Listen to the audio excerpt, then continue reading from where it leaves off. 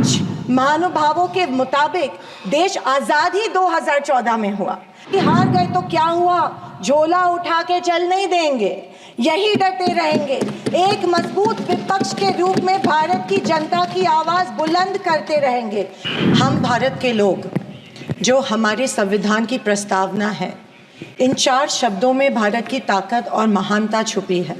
न कोई जात, न धर्म, न भाषा, न पहराव, सिर्फ हम भारत के लोग। इसी में ही हमारी पहचान है और इसी में हमारी गरिमा बसी हुई है।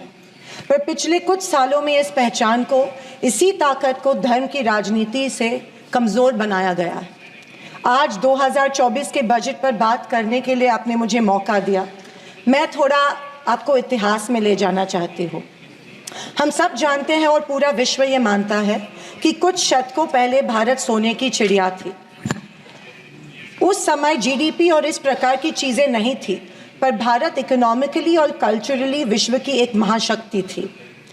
और हम ये भी जानते हैं कि भारत में शूरवीरों की कोई कमी नहीं थी।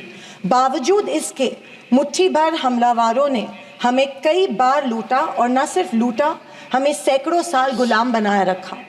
ऐसे क्यों हुआ? पहले मुगल, फिर अंग्रेज ने भारत पर राज किया। ये वो कर पाए क्योंकि सोना, चांदी, हीरे जवाहरात, पैसे की कोई कमी नहीं थी। लेकिन कमी सिर्फ एक बात की थी, और वो थी सामाजिक एकता की।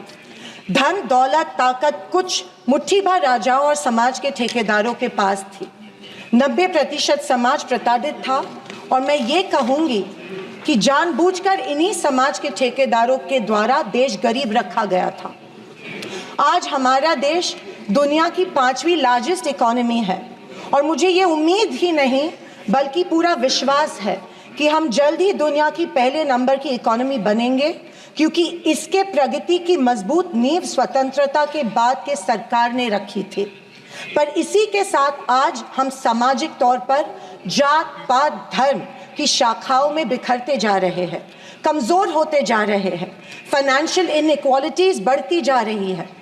पैसा और सत्ता कुछ चंद ठेकेदारों के पास संचित हो रहा है, या मैं ये कहूँगी कि सत्ता की लालसा में ऐसा करवाया जानबूझ के जा रहा है।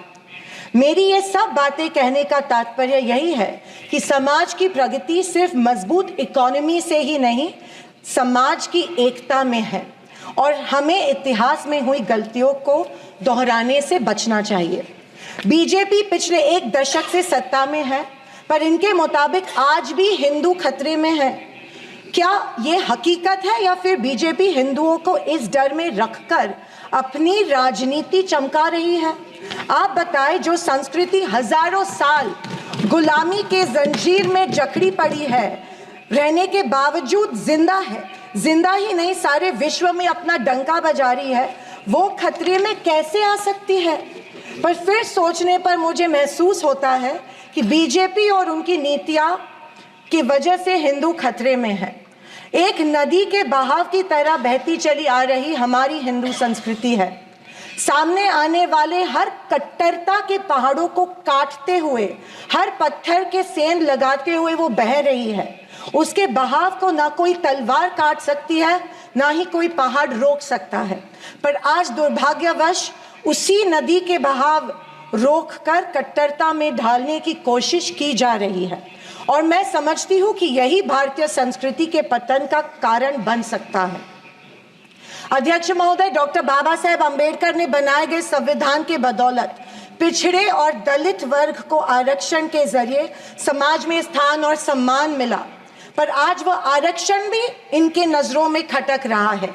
इसीलिए सभी सरकारी और निम्न सरकारी कंपनीज का प्राइवेटाइजेशन करके इनडायरेक्टली आरक्षण खत्म करने का षड्यंत्र बीजेपी कर रही है।